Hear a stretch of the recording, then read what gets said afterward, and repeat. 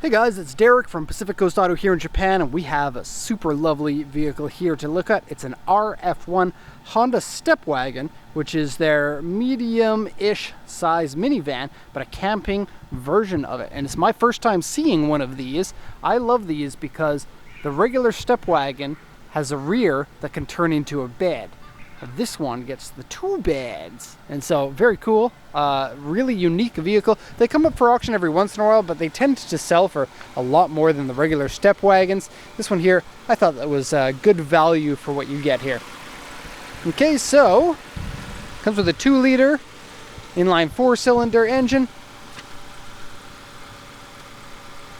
The coolant and the oil both check out. This is the first model of the Stepwagon, which is a little bit weird because it's a 99, and in 99 the second generation had already come out. But with a pop-up top like that, and I'm going to show you what it looks like with it down as well so that you can see.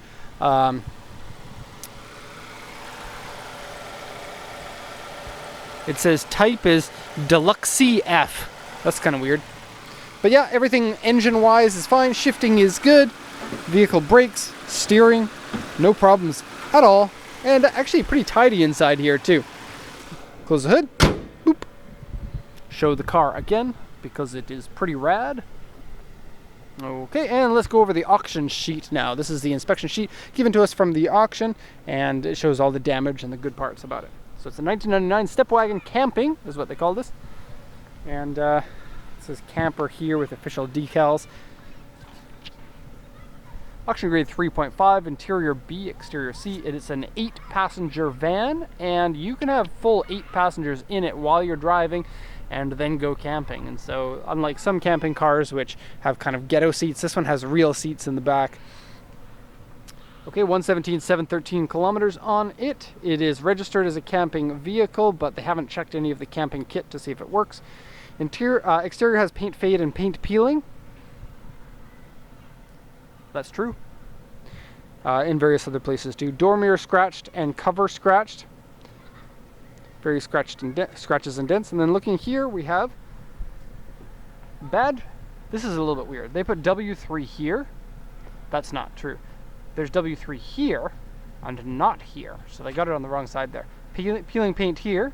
And then they mentioned paint fade here, but they don't show where it is. So it's right here on the front bumper and rear bumper. And then there are a lot of scratches on this side.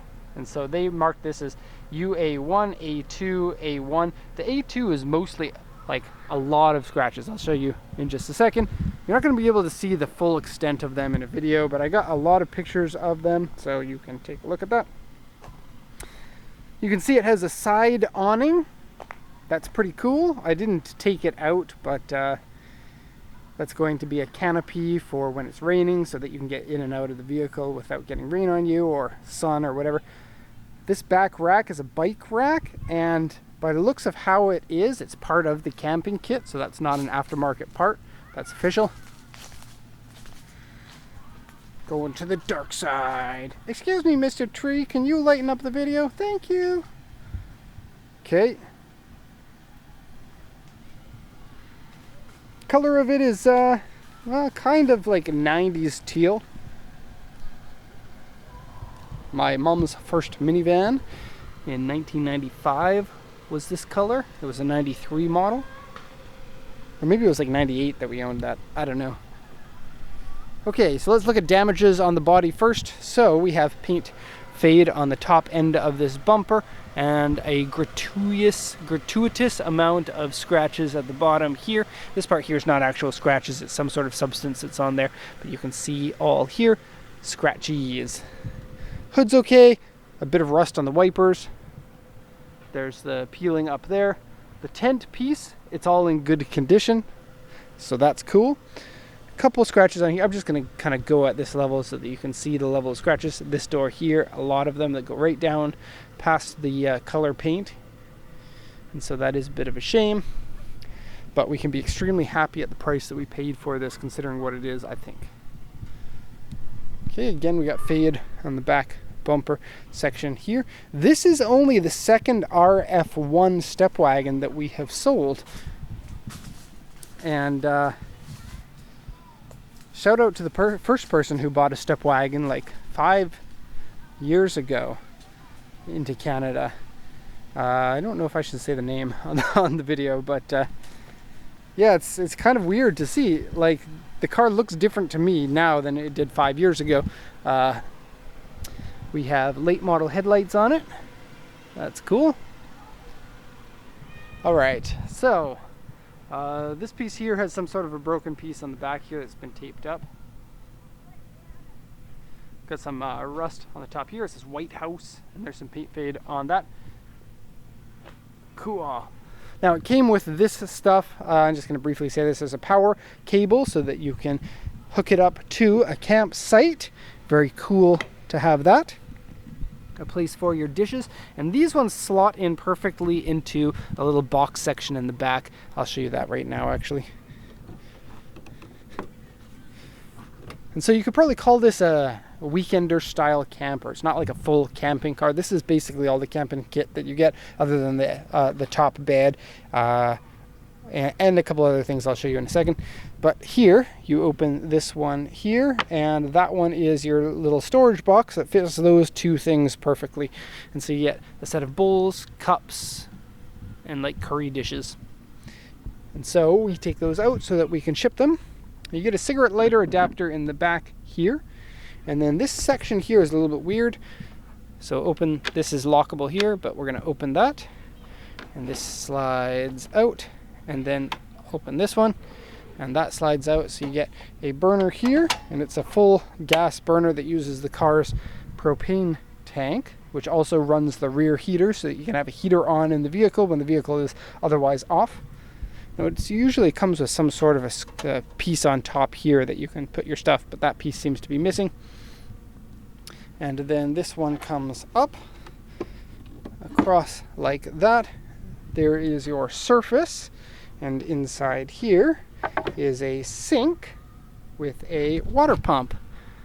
And so it will have a water bottle, a water pump, and let's see, well, that's actually decently long. Put that back in there. Bye-bye sink. Well, I'm going to need more hands to do that, and so I'll just leave that for now. It also came with a little bits to put the bikes on the back and some other hardware and tools and whatnot. Okay, leave this like this. Nice to see the big storage bags at the back to put stuff. That's a convenient location. Put extra things like napkins and stuff. And then it has a full set of curtains all the way around in the interior. And they're in good condition, and the inside smells really nice. Now, sadly, it's missing something here that looks super rad. See, there is a zippered section here that goes all the way around here, and there's the same one on the sliding door. And so that is very cool.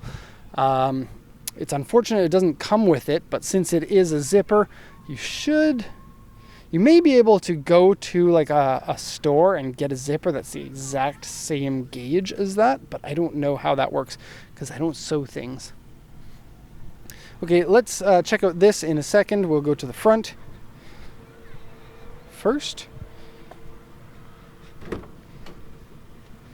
Okay, so great condition door cards. Kind of look like grandma's sweater, which is a good thing because everybody loves their grandma. Interior looks nice.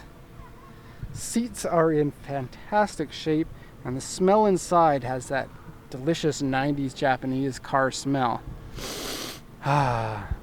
Which is good for a camping car because you don't know if some sweaty, disgusting person has been smoking 80 cigarettes a day inside. And so, good. The AC works, but it doesn't. It's a little bit weird. This button works. Like if you push it like this, it works.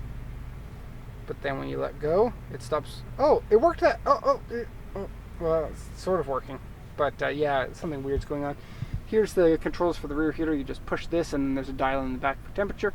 Very cool. Cigarette lighter adapter there. Very basic 90s dashboard. Kind of good looking and handsome. Column shift. And kind of sunroof, but not really. It's just a access port to go yell at your kids that are sitting at the top. Hey, you guys, we're ready to go now. Get your shoes on. Okay, into the back here.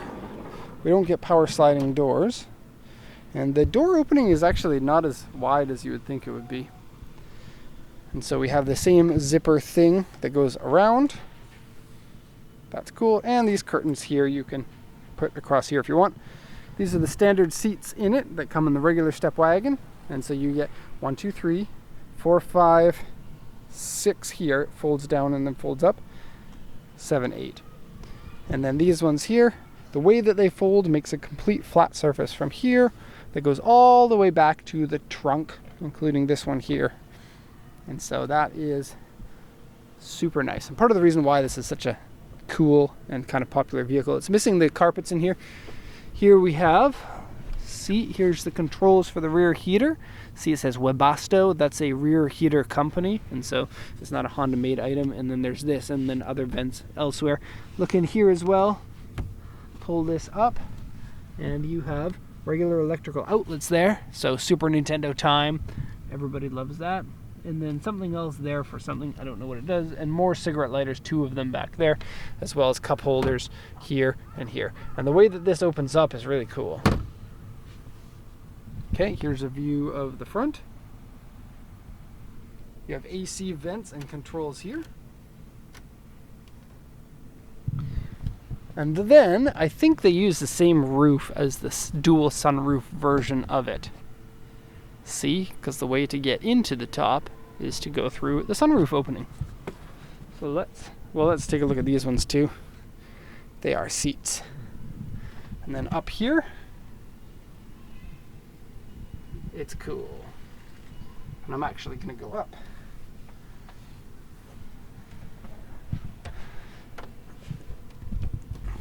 And I'm sorry, it's going to be my shoes on your stuff. I'm sorry about that. Just to show you how big that it is up here. My feet are close to against the wall there. I'm 5'10" or 178. And I have that much room, which is a lot. This is weird that this section here goes down, but that's where your pillows would go, I guess. So bring extra pillows. Light up here. And then there's a lock in case you don't want people to get up here. And so keep this away from your kids, and then your kids won't come up here and do secret things that they're not supposed to be doing. Now, if you are up here and you know that somebody's down sitting in the seat there, pull this off, and then you can drop stuff on top of them and then close it and laugh. There's also windows here on the side, and they're all in good shape. It's made out of a wetsuit material, and so it looks sturdier than most tents are. And I've opened this one just to give more light at the top. They Velcro up, very easy to use. And then the hole that's right here gets covered up by this piece here, like that. And the roof stays up with, that's me being manly, with roof struts, like air struts. And so those work right now, but if they fail, you're going to need Mr. Stick in here to help hold it up. Okay. Ooh.